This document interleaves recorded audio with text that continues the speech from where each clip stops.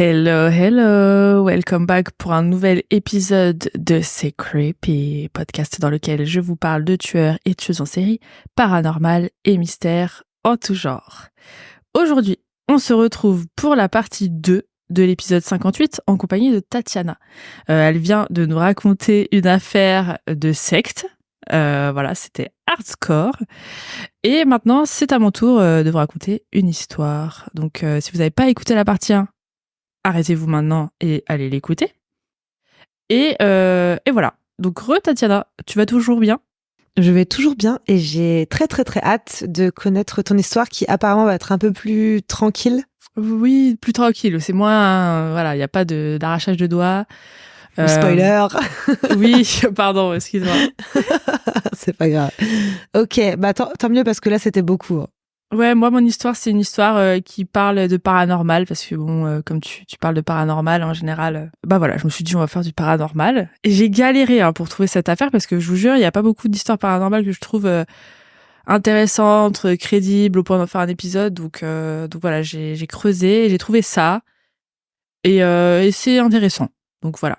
Ok, trop bien. J'ai trop hâte. Ouais, donc si vous voulez savoir qui est Tatiana, bah normalement vous le savez si vous écoutez l'épisode 1 en premier. Donc oui. Voilà, on va pas la faire se présenter à nouveau. D'habitude on le fait, mais bon là on parlera de son podcast à la fin, encore une fois par contre. Voilà. Donc est-ce que tu es prête pour mon histoire ?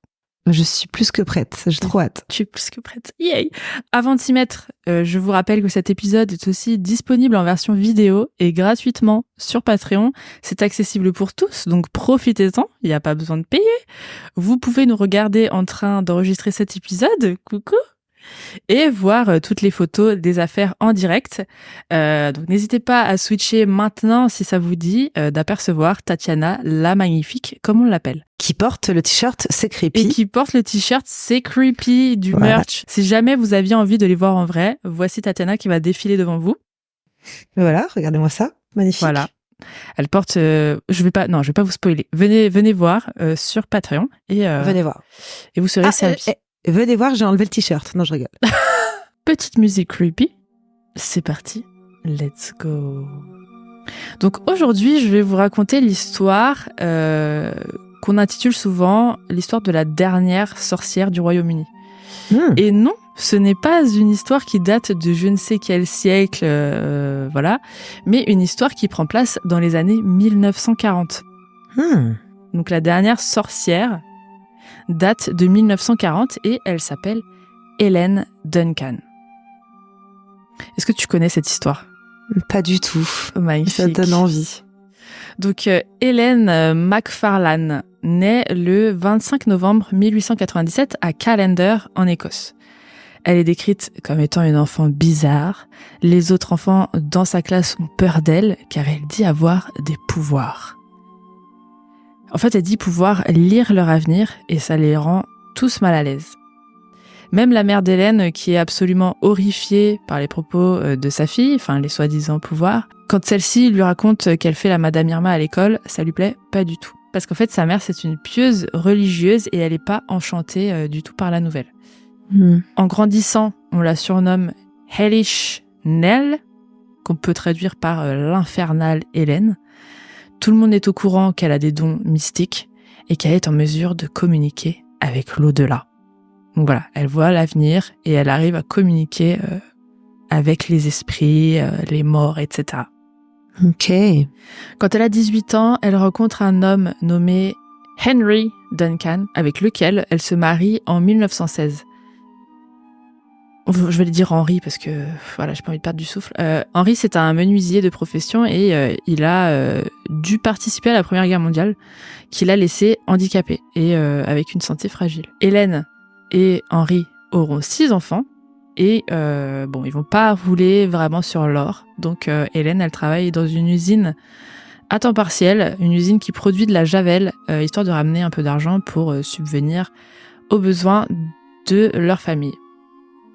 Son mari, qui est au courant de ses dons médiumniques, l'encourage dans sa démarche de se développer, de développer ses dons et de les faire profiter au plus grand nombre parce que pourquoi pas.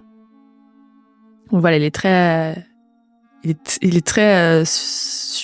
sportif. Non, on dit pas ça en français. Bref. Soutenant. Il est très soutenant. À cette époque-là, le monde est pas très joyeux. Il y a eu beaucoup de morts, notamment à cause de cette fameuse Première Guerre mondiale, mais aussi à cause de la pandémie de grippe qui s'est produite juste après, donc de 1818 à 1919, et qui s'est propagée dans le monde entier. En 18 mois, un tiers de la population mondiale a été touchée par cette maladie, et on estime qu'à peu près 20 à 100 millions de personnes ont perdu la vie dans le monde. Donc pour vous rendre compte, si on retient la tranche haute, donc 100 millions de morts, ça ferait donc plus de victimes qu'ont pu faire les 2 guerres mondiales réunies. Waouh. Donc voilà, juste un petit aperçu. Plus que le Covid. Ouais. Alors je suis pas du tout au courant des chiffres du Covid, mais... Moi non plus. C'était juste... J'ai sorti ça au pif. C'était ton côté journaliste qui est censé... Mon côté, j'ai vraiment les infos. Ouais, ton côté Claire Chazal. Donc voilà, c'est dans ce climat que les gens vivaient, et de ce fait, il y a eu un gain d'intérêt pour les sujets qui touchaient au surnaturel, au spiritualisme, au spiritisme, etc. Ça rassurait un peu les gens de se dire qu'ils pouvaient peut-être communiquer avec les morts, avec des gens qu'ils ont perdus suite à tout cet enchaînement de tragédies en si peu de temps. Donc Hélène commence à mettre à profit ses dons de clairvoyance en 1926, parce que voilà, c'est la mode, se dit let's go. Elle commence à exercer dans la ville de Dundee, toujours en Écosse, et elle donne des séances. C'est comme ça qu'on les appelait. Donc c'est des séances de spiritisme. À savoir que Hélène, c'est pas la première à organiser des séances de spiritisme. Le spiritisme, ça a commencé dans les années 1850 aux États-Unis. Vous avez sûrement déjà entendu parler des sœurs Maggie et Kate Fox, donc les sœurs Fox, qui étaient très connues dans le milieu. Je raconterai peut-être d'ailleurs cette histoire un jour si ça vous intéresse, parce que elle a l'air incroyable cette histoire aussi. Grave. Donc voilà, c'était tellement populaire que ça faisait la une des journaux, c'était merveilleux, on pouvait prendre rendez-vous pour parler avec ses proches décédés, donc ça faisait du bien aux gens, c'était le Doctolib des morts. J'allais dire le 3615, putain, t'as vu comment je suis vieille. 3615 fantômes. 3615 fantômes. Voilà, c'est à peu près ça. Et donc, c'est arrivé aux oreilles des Anglais, qui lisaient les journaux aussi américains, et qui se sont dit que ce serait pas mal d'essayer aussi au Royaume-Uni. Donc, ni une ni deux, en 1853, la première église spiritualiste est fondée et commence aussi à faire des séances de spiritisme autour d'une table. Donc, je vous mettrai des illustrations, des gravures de l'époque où on voit comment ça se déroulait. Les gens sont tous assis autour d'une table ronde, avec les mains posées sur la table devant eux, et ils se touchent avec les petits doigts, vous savez, tous en randonnion. En 1890, le mouvement prend de l'ampleur, au grand désarroi de l'Église, la vraie, qui bien sûr ne validait pas cette pratique et ces croyances. Bref, les spiritualistes s'en foutent, ça continue, ça grandit, et ils organisent maintenant la première réunion nationale des spiritualistes, et on recense au XXe siècle pas moins de 250 000 spiritualistes. Mais attends, c'est carrément une secte en fait aussi ton histoire. C'est à peu près, oui. Bon. Bah quand même. Oui, c'est vrai. Mais il va pas y avoir de trucs très chelous en vrai. Non. Ok, tant mieux. Toutes les sectes ne sont pas ne coupent pas le doigt de leurs adeptes. Hein. C'est vrai, mais demande à Tom Cruise. On les appelle quand même des sectes, donc. Oui, c'est vrai. Donc Hélène, c'est pas la première à se lancer dans ce milieu. Il y a des concurrents, 250 000 spiritualistes dans le pays. Et il y a des personnalités connues de l'époque qui se laissent aussi prendre au jeu et qui s'intéressent de près au mouvement spiritualiste et qui vont même jusqu'à le défendre, comme par exemple l'auteur écossais Arthur Conan Doyle, que vous connaissez sûrement pour avoir créé le personnage et les histoires de Sherlock Holmes, évidemment. Et oui, s'il y a bien un mec qui est connu, qui a écrit des livres, un mec écossais qui est connu, c'est lui. C'est ça. Enfin non, mais je veux dire que tout le monde connaît parce qu'on l'a tous appris à l'école, quoi. Yes, mais par contre, moi, je savais pas qu'il était écossais. Je l'ai appris. Ah ouais? Ouais, non, je savais pas. Je pensais qu'il était anglais, quoi, tu vois. Ah oui, c'est vrai. Bah Doyle, voilà. C'est plus écossais, non? Je sais pas. Non, okay. Je sais pas. Non, écossais, je sais pas. Je connais pas trop les noms écossais. Est-ce que c'est en Irlande que t'as vécu, t'as pas en Écosse? Ouais, c'est ça. Et les noms, c'est plus O avec, tu sais, O'Connell, tout ça. O'Connell, bref. Ouais. O'Brien. Ça va rappeler la meuf dans Downton Abbey. Oui. La connasse. Bon, donc On a aussi le même mouvement qui fait fureur en France avec des auteurs français qui s'y intéressent comme Alan Kardec, Victor Hugo, etc. Les grands noms. Les gros noms. C'était une véritable mode. On pourrait en parler pendant des heures en fait de ce sujet parce que il y a plein de choses à dire. Est-ce que c'était du vrai? Est-ce que c'était du fake? Il y avait le lot d'arnaqueurs et de charlatans à l'époque aussi, mais c'est pas le débat d'aujourd'hui. Tout ça pour dire que c'était très commun, entre guillemets, à l'époque, et tout le monde était curieux de ce mouvement. Et pour vous dire, on faisait même des séances à la Maison Blanche. Donc voilà, c'était... Ah ouais, tu vois, carrément. c'était comment dire, tout le monde était curieux, tout le monde se prenait au jeu, quoi. C'était pas Ouais, genre, tout le oh monde là avait envie là, d'essayer. c'est un truc de gogol, tu vois. Non. Ouais. Ils le Mais font à la Maison Blanche, ça les intrigue. c'est validé si c'est fait à la Maison Blanche. C'est ça. Donc, comment se déroulaient ces séances de spiritisme en question pour notre Hélène Duncan? Alors, Hélène, elle choisissait un lieu qu'elle plongeait dans le noir. Elle créait une petite ambiance cosy / creepy en installant une petite lumière rouge. Et elle avait tout un mécanisme pour pouvoir rentrer en contact avec l'au-delà. Elle s'asseyait derrière un rideau. En fait, elle avait un espèce d'espace. Ça fait un peu comme une cabine d'essayage, tu vois. Elle se mettait à l'intérieur et le rideau, il lui arrivait comme ça. Là. Et donc, elle s'asseyait comme ça. Elle se bandait les yeux et elle attendait de rentrer dans une transe. Ok. Voilà. Et une fois entrée dans cette transe, elle avait affaire à ses guides spirituels. Elle en avait 2 qui s'appelaient Peggy et Albert. Voilà. Qu'on salue. Et soudain, quand elle rentre dans la transe, il lui sort du nez et de la bouche un ectoplasme. Alors, qu'est-ce qu'un ectoplasme? C'est une substance qui, je cite, est de nature indéterminée, prenant une forme plus ou moins précise et qui est extériorisée par un médium en état de transe. En gros, c'est Casper qui vous sort par les trous de nez. C'est ça. C'est exactement ça, en fait. Oui, c'est ça. Oui. Donc, bien sûr, c'est impressionnant pour le public parce qu'ils sont venus, ça leur fait un petit spectacle, quoi. C'est plus du est-ce qu'on y croit, est-ce qu'on n'y croit pas? Non, elle a carrément un ectoplasme qui lui sort du trou de nez et tout le monde est ébahi quand il voit ça. Et bon, faut noter aussi pour leur défense que ces séances, ça se passe dans le noir quasi complet, on n'y voit pas grand-chose. Il y a juste la petite lumière rouge et en vrai, ils y voyaient pas grand-chose, tu vois. Donc ça peut être du fake, mais en tout cas, les gens ils sont tellement choqués parce qu'ils s'y attendent pas que. Ah ouais, à cette époque-là, comment elle aurait pu faker ça? Alors, je vais te le dire tout de suite. Donc, en 1928, il y a un photographe qui lui demande d'assister à ces séances et de venir prendre des photos. Et bizarrement, elle accepte. Voilà. Et il va prendre des photos, une tonne de photos. Donc, pour ceux qui regardent cet épisode sur YouTube, voici les photos. Sinon, vous les verrez sur mon site. Mais je te les envoie, Tatiana, comme ça tu vas pouvoir voir de quoi on parle. Oui. Donc, moi, j'ai regardé ces photos. On la voit assise, tout en noir, avec le fameux ectoplasme qui lui sort de la bouche. Sauf que je vois pas trop comment on pourrait y croire parce que on dirait clairement qu'elle a un rouleau de PQ qui lui sort de la bouche. Enfin, ça se passe. Ah, je m'attendais tellement pas à ça. Mais attends, je suis choquée. Attends, je suis choquée. Parce que moi, dans ma tête, je me suis imaginé un truc de ouf, hyper stylé, tu vois. À mon moment, c'est enfin voilà. Mais quoi. là, ouais. Alors là, j'avoue, on est moins proche de Gasper et on est plus proche de Kleenex, quoi, de sopalin. Non, mais là, clairement, elle se fout de notre gueule, quoi. Ah bah là, mais de ouf. Bah, c'est clair. Ça, c'est la photo que le photographe a pris. Oui, en fait, lui, il a mis le flash. En fait, elle s'est dit, bon, il va prendre des photos, mais on va rien voir. Mais en fait, non. Le monsieur, il a mis le flash. Donc, en fait, ça se voit tout de suite, parce que c'est une supercherie. Ah non, mais c'est clair. Mais qu'est-ce que c'est que cet accoutrement, en plus de ça? On dirait que, tu sais, je dirais rien. Il faut voir pour comprendre. Donc voilà, moi je vous explique un petit peu, mais n'hésitez pas à venir voir la vidéo pour voir ça. Donc on dirait qu'elle a un rouleau de PQ qui lui sort de la bouche et enfin on voit que c'est du tissu qui tombe par terre, quoi. Ça fait pas du tout effet fumée blanche. Non, c'est un truc qui tombe au sol, quoi. On dirait qu'elle a bouffé une couverture sur la deuxième photo là. Ouais, je te jure, c'est ça.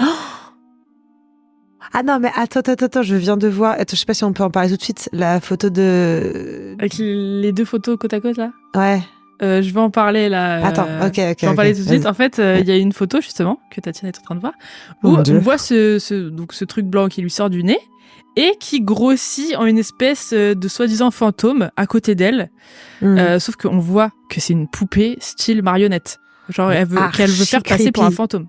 Ah ouais, alors mais... là, c'est super creepy. Ah, putain. Mais dans le noir, tu vois, les gens ils peuvent se dire ah ouais, c'est un fantôme. Ah ouais, Ah bah dans j'avoue. le noir, ouais. Ah bah de ouf. Dans le noir, oui. Mais Et encore. Ouais, et encore. C'est à l'époque, tu vois. Mais j'avoue, mais là, c'est... Mais il faut absolument que, mesdames et messieurs, allez sur YouTube, regardez cette photo. Ouais, Ou sur le site. Ouais, c'est ridicule. Donc, en plus, ça lui sort même plus du nez, là. Si tu regardes bien, sur cette photo-là, elle a son bandeau, mais genre, le tissu, il est coincé sous son bandeau, il lui sort même pas du nez. On dirait que ça sort des yeux. Ouais, et il me semble que c'est son mari. C'est son mari à côté qui tient les trucs. Bon. Oh putain. Anyways. Ouais, très mal fait. Mais après, voilà, j'imagine que par contre, c'est collector. Hein. Tu crois qu'il y a des gens qui collectionnent ces trucs écoute, peut-être, je sais pas. Mais on en reparlera après. Donc voilà, il y a tout un tas de gens sur qui ça marche, ils y croient. Et puis après avoir effectué un tas de séances de ce type à travers tout le Royaume-Uni, Hélène, elle commence à se faire un nom, à être assez populaire. Mais du coup, qui dit popularité dit haters.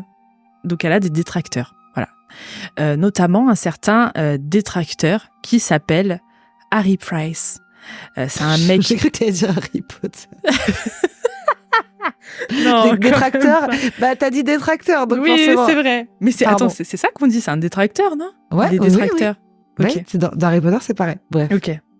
Bah en gros, là Harry Price, pas Harry Potter, c'est un mec ultra sceptique qui mène des recherches sur tout ce qui porte au psychique, au paranormal, etc. et qui du coup s'intéresse de près aux médiums. Donc voilà, Ok. il va avoir l'autorisation de lancer une petite enquête, enfin de faire sa petite enquête. Et en 1931, après cette enquête, il conclut que Hélène n'est rien d'autre qu'une charlatan, malgré le fait qu'il parvient pas à expliquer comment elle fait son coup de l'ectoplasme. Ah bah c'est vrai que c'est dur à expliquer. Hein. Ça devrait vraiment être dans le noir de ouf parce que Ah c'est clair. Voilà. Ouais. Puis je sais pas, elle devait droguer les gens aussi, non? Bah je sais pas. Peut-être qu'elle en fumait la pièce de quelque chose, je sais pas, mais ouais, peut-être. donc voilà, bizarrement, il y a des fois où ça ressemble pas à un rouleau de PQ pour les gens et ça a l'air réaliste. Mais voilà, il avance la théorie selon laquelle elle utilisait sûrement du blanc d'œuf qu'elle mettait dans sa bouche et qu'elle recrachait au bon moment, genre elle régurgitait le truc, bref, par la bouche ou par le nez, oui. Et que aussi elle utilisait du papier toilette, tu sais, pour rendre le truc plus blanc. Enfin bref, ça me donne envie de vomir juste à régurgiter du blanc d'œuf. En plus, après avoir vu les photos et avoir vu la femme en question, bon, voilà. Je me dis, mais en fait, elle aurait été capable de tout en vrai, parce que franchement, ouais. c'est archi abusé. Bref, vous irez voir. Ouais. Donc cette même année, un journal local rédige un article à son sujet. Donc je pense peut-être que c'était Harry Price, je sais pas, j'ai pas vu son nom par rapport à ça, mais je pense que c'était ça. Et cet article dénonce ses pratiques de fraude et d'imposture. Donc une ancienne domestique d'Hélène, nommée Mary McGinley, va avouer avoir aidé Hélène à réaliser ses supercheries et elle livre toutes leurs méthodes. Elle aurait effectivement avalé des trucs pour les recracher pendant ses séances. Et ces dires, donc ces explications, auraient également été confirmées par le mari d'Hélène. Donc c'est un snitch. Et donc du coup, à ce moment-là, c'est fin, sa carrière est terminée. Bah écoute, bizarrement, non. Je pense que les infos circulaient pas aussi vite. Ou alors, ils avaient pas que ça à foutre que d'écrire... Enfin, je sais pas. Tout le monde était pas au courant, apparemment. Oui, t'as raison. Aujourd'hui, t'as une info, n'importe laquelle, oui. Tout le monde est au courant en 2 secondes. Mais oui, avant, ça mettait plus de temps. Ouais, ça mettait peut-être un peu plus de temps. Et puis, tu sais, ouais, il y avait peut-être quelqu'un qui avait pas lu l'article. Et puis voilà, ça y est, les gens étaient pas au courant. Oui, donc, oui. Elle organise une nouvelle séance organisée le 6 janvier 1933 à Édimbourg. Elle va dire, dans cette séance, être en compagnie du fantôme d'une petite fille nommée Peggy. Et là, un homme du public se lève. Il casse l'ambiance. Il casse l'ambiance. Il se lève et il attrape, comment elle s'appelle, Hélène. Et quelqu'un d'autre allume la lumière. Ouah. Genre, c'en est trop. C'en est trop. Il y a 2 haters qui se lèvent, qui allument la lumière. C'est comme si nous, là, il y a 2 haters qui arrivent, ils nous coupent le micro. Putain, mais ok, d'accord, mais lui, qu'est-ce qui s'est passé? Et ben en fait, il voulait montrer que c'était une supercherie. Et là, tout le monde voit que l'ectoplasme n'était autre qu'un simple collant pour femmes. Voilà. Et la police, elle est appelée sur les lieux. Et Hélène, elle est arrêtée. Et elle doit rembourser tous les tickets des gens? Non, j'imagine. Non, pas du tout. Ah, okay. Après, peut-être. J'imagine que oui, les gens ont dû demander notre argent, menteuse, tu vois, à la fin. Donc bon, ils sont peut-être... Voilà. Et voilà, son mari est aussi accusé d'être son complice et de l'aider à faire apparaître ce fameux ectoplasme. Mmh. Elle sera condamnée par le tribunal d'Édimbourg quelques mois plus tard pour médiumnité frauduleuse et devra payer une amende de 10 livres sterling ou alors passer 1 mois en prison. Elle a le choix. Ça va. C'est pas mal, ça va. 10 livres, en plus, elle a dû se faire là l'argent. Ouais, c'est clair. 10 livres, c'est bon, tu les as. Ouais. Donc, on va dire qu'elle s'en sort plutôt bien, pour l'instant, parce que là, l'histoire va prendre une tournure, mais vraiment rocambolesque. Donc, la Deuxième Guerre mondiale éclate. Aïe. Hélène habite désormais à Portsmouth, là où se trouve aussi la base de la Marine royale britannique, qui est l'armée militaire maritime, des bateaux. Un soir de novembre 1941, elle est invitée pour une soirée médiumnique qui est organisée par un couple de Britanniques dans une petite pièce située au-dessus d'une pharmacie. Donc voilà, c'est très privé, petite ambiance, petit gramophone, tu vois, chill. genre, voilà, petite chill. Petit boudoir, ok, d'accord. Ouais. Petit whisky. Oui, whisky, bien sûr. On est en Écosse, hein, quand même. Oui. Les spectateurs sont invités à payer 12 shillings et 6 pence pour assister à la séance d'Hélène. Encore une fois, ça se déroule dans une pièce plongée dans le noir, avec comme seule lumière une petite lumière rouge. Hélène est assise, comme d'habitude, les yeux bandés, dans l'encadrement d'un rideau. Et elle commence son épisode de transe en face du public silencieux. Son guide, Albert, prend soudain possession de sa voix. Oui, parce qu'en plus, tu sais, c'était pas genre « Ah, ça va Albert? Ouais. Vas-y, bah là, je suis en transe, tu peux mettre... » Non, c'était « C'est Albert !» Enfin, tu vois, un truc du genre... un truc du style. Oui. Genre, Albert, il a une petite angine. C'est ça. Je vois très bien. Ok, donc elle arrive quand même à bien modifier sa voix. Voilà. Et Okay. ouais, bon, après, si modifier, je sais pas si elle le fait très bien, hein, si elle le fait aussi bien qu'elle fait son ectoplasme, bon, voilà. Mais en tout cas, il dit qu'il vient d'entrer en communication avec elle et avec un esprit qui a des choses à lui révéler. Tintin. Et cet esprit se manifeste physiquement, donc par cet ectoplasme. C'est un marin près de la fenêtre qui serait avec eux dans la pièce. Et celui-ci leur fait une annonce importante. Son navire de guerre, qui n'est autre que le HMS Barham, a coulé. Donc pour le contexte, ce bateau-là, c'est un bateau de l'armée royale qui est énorme et qui est du coup super important pendant la guerre. Pour la faire court, c'est un des navires de Elisabeth, je sais plus combien là. Elle en a 5 en tout, je crois. Et donc voilà, c'est un bateau que tout le monde, entre guillemets, connaît. Et bref, c'est un bateau super important. Donc cet esprit annonce qu'un navire de guerre britannique a coulé. Ce qui était apparemment une info ultra confidentielle, puisque le gouvernement ne l'a annoncé officiellement que 2 mois plus tard. Ok. Donc, Hélène, elle joue avec le feu, là. Enfin, Albert, oui, bien sûr. Elle continue de faire plusieurs séances et à chaque fois, les spectateurs ont le droit à de plus en plus de révélations en rapport avec la guerre. Ok. Et personne n'est au courant à chaque fois de ces news, en fait. Ah ouais. Ouais. Truc de ouf. ça remonte aux oreilles de l'armée et notamment de 2 lieutenants qui viennent eux-mêmes assister à une de ces séances le 14 janvier 1944. Ils trouvent les soi-disant pouvoirs d'Hélène très grossiers et ils remarquent très vite la supercherie. Donc l'un d'eux, il va être tellement écœuré et dégoûté qu'elle profite des gens comme ça qu'il ira la dénoncer à la police. Immédiatement, après le show, là. Putain. Et seulement quelques jours plus tard, le 19, il y a des policiers qui vont aussi assister à un de ces shows, parce qu'on va les appeler comme ça, hein, c'est des shows, hein, c'est pas des séances maintenant, vu que personne n'y croit. Donc ces policiers assistent en civil au spectacle et ils vont l'arrêter.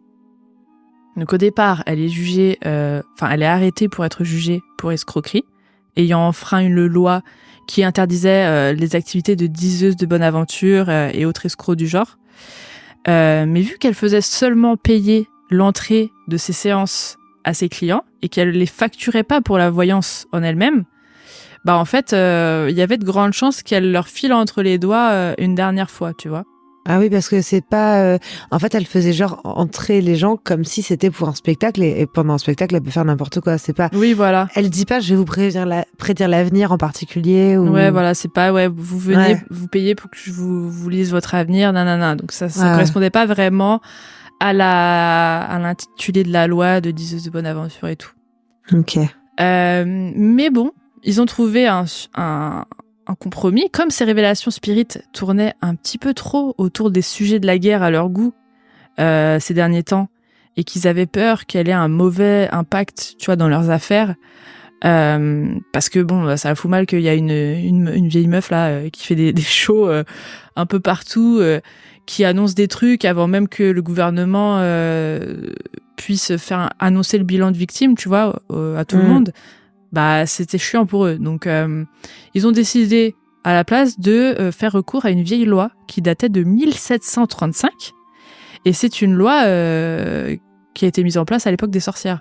Donc, c'est une loi qui interdisait toute personne de prétendre qu'un être humain détenait des pouvoirs magiques ou qu'il exerçait de la sorcellerie. Ça a été créé, comme je l'ai dit, à l'époque des sorcières. Et cette loi, elle avait pour but de mettre fin à la chasse des sorcières qui régnait à cette époque-là au Royaume-Uni. Ça empêchait les gens d'accuser n'importe qui de sorcellerie à tort et à travers, parce qu'ils disaient, écoutez, cette loi, ça dit que vous pouvez pas dire que les gens font de la sorcellerie, c'est ridicule, nanana.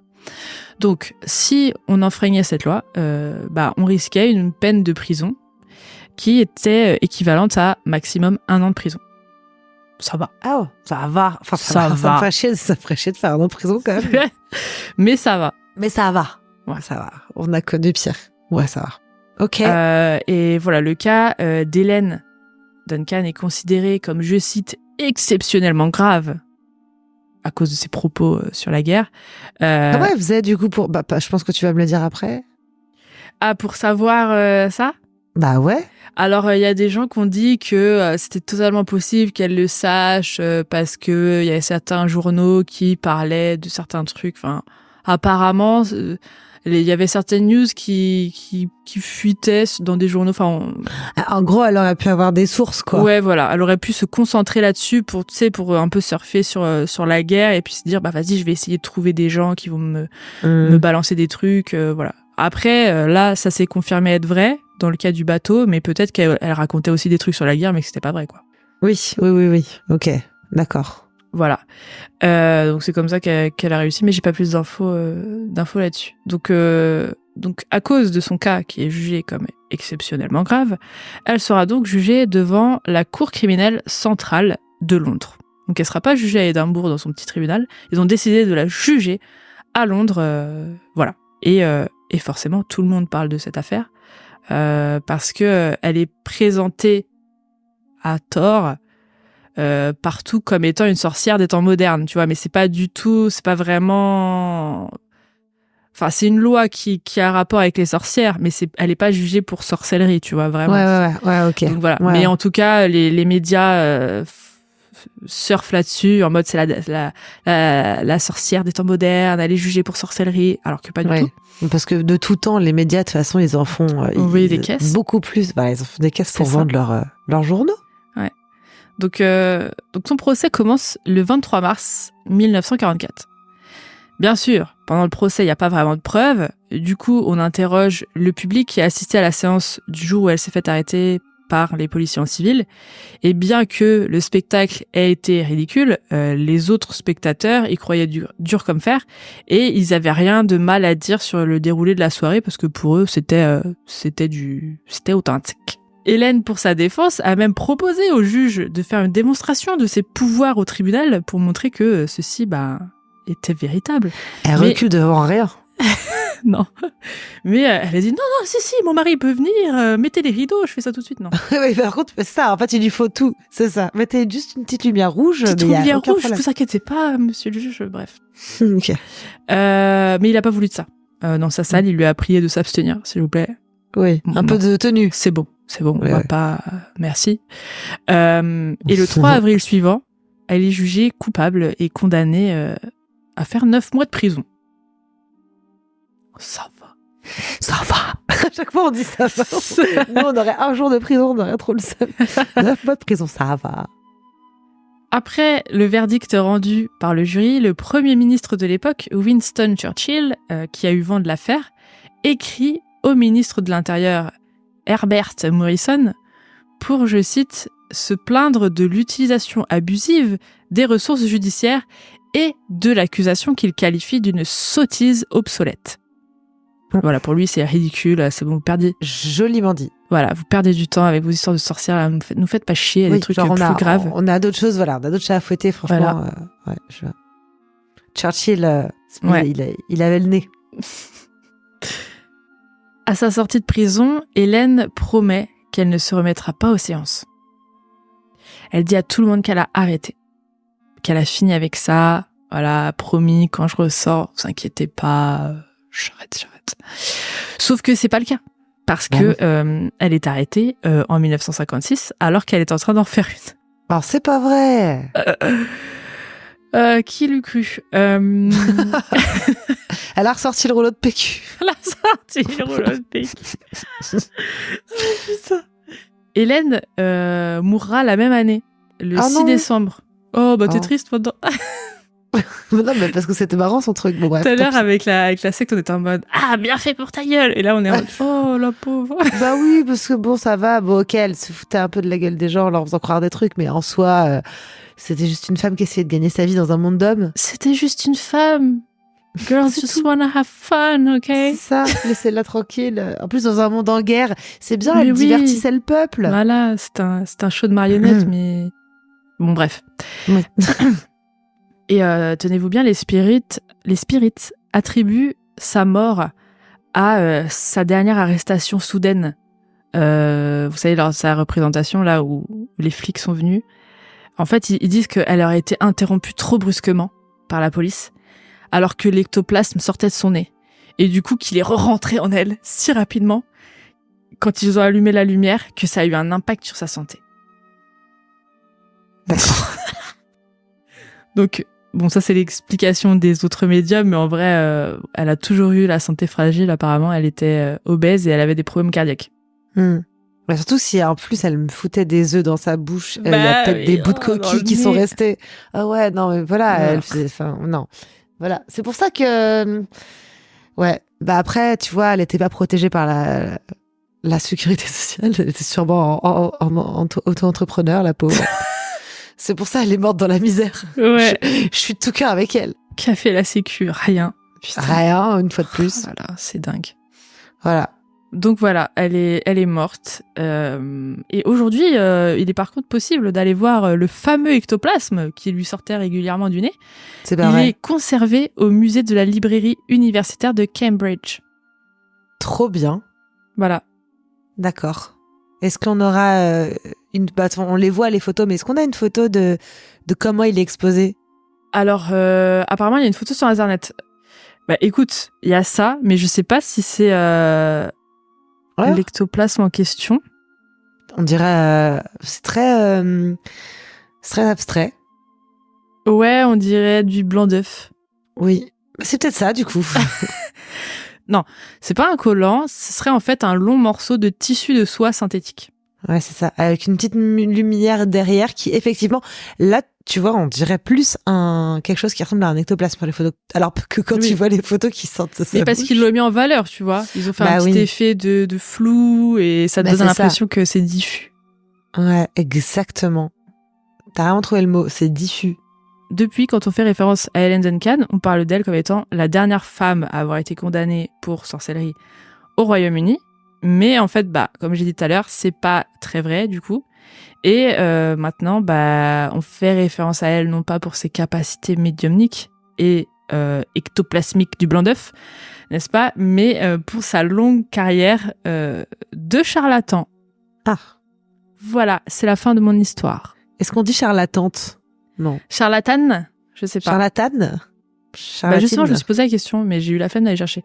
Charlatane. Alors là, je donne je donne de matière aux haters qui vont me dire « Elle a eu la flemme d'aller chercher !» Vous avez pas la flemme d'écrire des commentaires, par contre, malheureusement. Ah, le féminin charlatane se rencontre chez Voltaire. Donc, si Voltaire l'a dit, c'est charlatane. Charlatane. Voilà, charlatane. J'aurais dû appeler ma fille comme ça. Charlatane. Charlatane. Référence à Voltaire. Ok, et trop bien. Franchement, alors je m'attendais pas à ça quand tu m'as dit j'ai une histoire paranormale un peu drôle. Moi non plus. Mais alors là, franchement, trop ouf. Je me demande quand même comment elle a fait pour avoir toutes ces infos. Oui, t'as raison, elle devait avoir une source et tout. Ouais. Mais elle est trop. En fait, elle aurait jamais dû accepter des photos. Elle aurait dû toujours dire. Oui. Tu sais, comme dans les musées, vous laissez vos bouteilles d'eau, vos machins, vos trucs à l'entrée. Elle s'est surestimée de ouf. Mais grave. En fait, je crois qu'elle s'est pas rendue compte. Elle a jamais vu son show, tu vois. Elle s'est pas rendue compte à quel point un flash et tout elle est savait foutu. pas que le flash existait, peut-être. Elle s'est dit « Ah merde, il y a un flash. » Et en plus, 2 fois, elle a fait de la tôle. 2 fois ou 3 fois. Non, 3 fois, elle a fait de la tôle. Non, 2 fois. Non, la première fois, elle n'a pas fait parce qu'elle je pense qu'elle a dû payer l'amende. Elle est pas allée faire c'est un vrai. mois. C'était payé. Et la deuxième fois, elle a fait 9 mois de prison, Ouais. Je trouve que c'est un peu cher payé pour juste essayer de gagner sa vie en entourloupant les gens. Ouais. Tu vois, aujourd'hui avec TikTok, bon nombre de personnes iraient en prison. C'est vrai. Et à un moment, j'avais même lu qu'il y a quelqu'un qui avait voulu venir filmer les séances et elle a dit non. Ah là, voilà.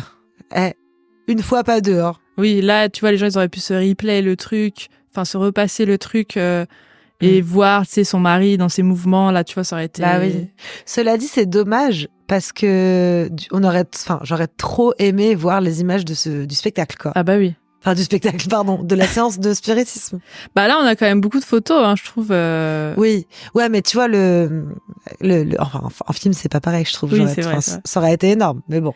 Là, regarde, si tu regardes la 3e photo en partant du bac que je t'ai envoyé, on dirait que son mari, il en a même marre à côté. Ah, c'est son mari, là, le gars à côté? Mais je crois que c'est lui. Ah ouais, il est en mode au bout de sa life. Il est en mode putain, mais regarde-toi. Parce que... je crois qu'on est allé trop loin dans notre délire. J'avoue, elle est drôle cette photo parce que le mec à côté en dépression, genre oh là là. Putain. Est-ce qu'on pourrait pas tout simplement faire du pain pour gagner notre vie ou autre chose? Ouais, et trop bien. Elle était trop cool cette histoire. Franchement, ça m'a détendue là. Oui, après je me suis dit bon, ça va être cool parce que ça va. Ouais. Donc, désolé pour ceux qui s'attendaient à une histoire de fantôme et tout, mais excusez-moi, il n'y a pas vraiment d'histoires qui sont très, très crédibles quand on cherche en ligne. Donc, c'est hyper dur de trouver des histoires paranormales en ligne crédibles ou alors, sauf celles dont tu as déjà parlé dans ton podcast, en fait, ou celles dont tout le monde parle, qui sont hyper connues. Ouais, et j'ai pas envie de parler des trucs hyper connus parce que d'ailleurs, on m'a dit, t'as fait que des trucs connus la dernière fois avec Kurt. Il y a plein d'histoires paranormales en France, moins connues. Fallait me les dire en fait. N'hésitez pas à me les donner. Parce que moi, quand je cherche, je ne trouve pas. Donc, n'hésitez pas. Je me suis dit, ça c'était pas mal. Ça fait, ça touche au paranormal. C'est une arnaqueuse, un petit peu charlatan. Ça change. C'est sympa. C'est un peu historique. J'aime bien. Puis, il y avait un tournant avec la guerre où elle s'est fait. Son histoire, sa supercherie a pris une ampleur, mais vraiment au point de se faire juger pour, entre guillemets, sorcellerie. Et de se faire shut down par Churchill. Ouais, c'est ça, genre en mode putain, mais quel. Il a dû regarder les photos, il s'est dit sérieux. A-t-on vraiment du temps à perdre avec l'argent public va dans ça. Ça l'a désespéré, le pauvre. Ouais. Mais en tout cas, voilà, elle a réussi à se faire connaître de Churchill, ce qui est pas rien finalement, c'est une petite C'est vrai. victoire. Tu vois, peut-être que même il en a parlé à la reine. Ouais. Et puis au final, peut-être que tous les gens qui faisaient du spiritisme à cette époque, c'était vraiment tous des charlatans, parce que c'était un business de ouf. Et les Sir Fox, c'était pareil. Il faudrait peut-être que je la fasse par contre, celle des Sir Fox.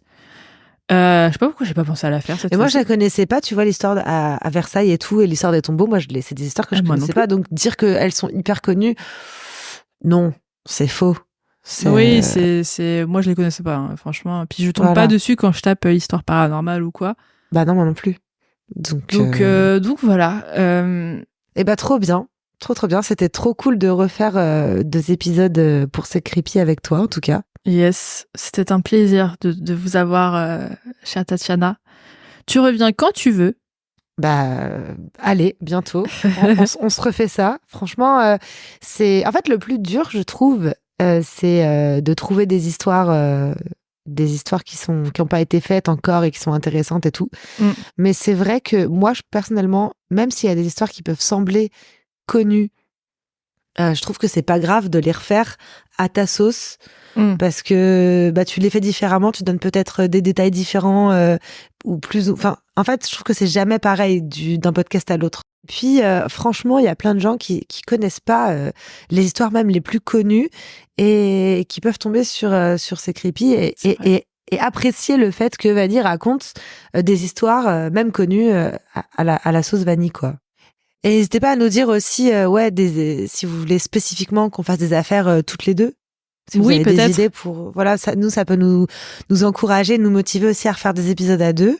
Yes. Parce que c'est vrai que le plus dur, c'est de trouver les affaires au final. J'ai passé beaucoup de temps là à chercher un truc paranormal et c'était chiant. Un peu. Donc, n'hésitez pas à nous mâcher le travail et puis comme ça, nous, on enregistre encore plus d'épisodes. Oui, c'est ça. Voilà. Donc, voilou. Est-ce que j'ai quelque chose à rajouter ? Je ne pense pas. Comme d'habitude, vous aurez mes sources et les photos aussi sur mon site. Venez nous dire ce que vous avez pensé des épisodes. Oui, comme venez. On disait, par tous les moyens. Mettez-nous un commentaire, laissez une note au podcast et allez écouter le podcast de Tatiana qui s'appelle La Société de Minuit. Waouh! Oh my god, ça m'a fait des frissons. La Société de Minuit, podcast où il y a des témoignages de gens qui ont vécu des trucs paranormaux et ça fait flippax depuis quelques temps. Là, il y a des histoires, comme je l'ai dit dans la partie 1, qui sont horribles. Carrément, horrible. Ah bah oui, horrible. Excuse-moi. Quand t'es tout seul chez toi et qu'il y a des portes qui claquent, je vais pas spoiler, mais des portes qui claquent et tu crois que c'est ta mère qui est rentrée, mais en fait non. Enfin, excuse-moi, mais ça fait peur. Je vais pas en dire plus. Ah, mais je viens de me rappeler de l'autre histoire là avec. Oh non. D'ailleurs, comment s'appelle cet épisode ? Je vais vous dire tout de suite, comme ça vous saurez de quoi je parle. C'était Ligne occupée et Ma bête noire. Donc l'avant-dernier et avant-avant-dernier. Et pour l'instant, épisode. Oui. Ouais. Mais bon, comme tu sors des épisodes tellement souvent que. Oui, bien sûr. Je vois plus dire avant-dernier et tout. J'aimerais bien en sortir plus, mais c'est vrai que, en fait, ce qui est trop frustrant, c'est que j'ai tellement d'épisodes enregistrés. J'en ai plein dans mes tiroirs qui n'attendent que d'être montés et qui sont incroyables. Donc, mais bon, ça arrive. Promis, je fais au max pour les sortir. Donc, allez soutenir Tatiana sur Patreon aussi. Et comme on vous a dit dans la partie 1, si jamais vous l'avez pas écouté, ou si vous écoutez à l'envers, allez écouter la partie 1 et vous saurez de quoi on parle. On va pas se répéter. Tous les liens seront dans la description, comme d'habitude. Je sais que certains ne savent pas comment accéder pour... on me dit souvent, je trouve pas ton Twitch, je trouve pas le lien du site. Je sais que sur Spotify, c'est un peu chiant, mais je crois qu'il faut cliquer sur le titre de l'épisode quand vous l'écoutez pour que ça vous emmène sur la page de l'épisode. C'est bizarre, c'est fait bizarrement. Mais en gros, quand vous voyez pas, vous cliquez un peu partout jusqu'à ce que vous ayez la description de l'épisode et vous aurez le lien de mon Patreon pour regarder cet épisode gratuitement et d'autres épisodes gratuitement aussi. Vous aurez le lien du Patreon de Tatiana, le lien du podcast de Tatiana et le lien de mon Twitch. Donc ça se trouve dans la description. Sinon, vous tapez Twitch c'est creepy sur Google et vous allez trouver. Hyper facile à trouver. Du coup, voilà, j'espère que nos deux histoires vous auront plu, que cet épisode 58 haut en En lol. en lol et en ew vous aura plu. Notez le podcast, s'il vous plaît. Mettez-nous une note. C'est très important pour les podcasts. Si vous nous écoutez, prenez 5 secondes et mettez-nous une note sur Apple Podcast, sur Spotify, etc. Ça nous Et fait un petit commentaire. voilà, ça nous détend. Ouais, c'est cool de pouvoir lire vos retours et puis surtout ça fait connaître le podcast et on dirait pas comme ça mais c'est beaucoup de travail et de passion. Donc ça fait trop plaisir quand vous avez écouté, vous avez aimé. Si vous pouvez prendre 2 minutes, voilà, comme quand vous notez un resto sur TripAdvisor. C'est le même pour dire que principe. c'était dégueulasse et que vous n'y retournerez jamais. N'hésitez pas à faire pareil pour nous. Enfin, pas nous dire que c'était dégueulasse, mais que c'était magnifique et que c'était le meilleur podcast que vous ayez jamais écouté. C'était vraiment un moment très agréable. Merci Tatiana d'avoir participé. Et Merci à toi. Est-ce que tu es prête ? Oui, je suis prête. Sur ce, on vous dit à bientôt pour une nouvelle histoire bien creepy.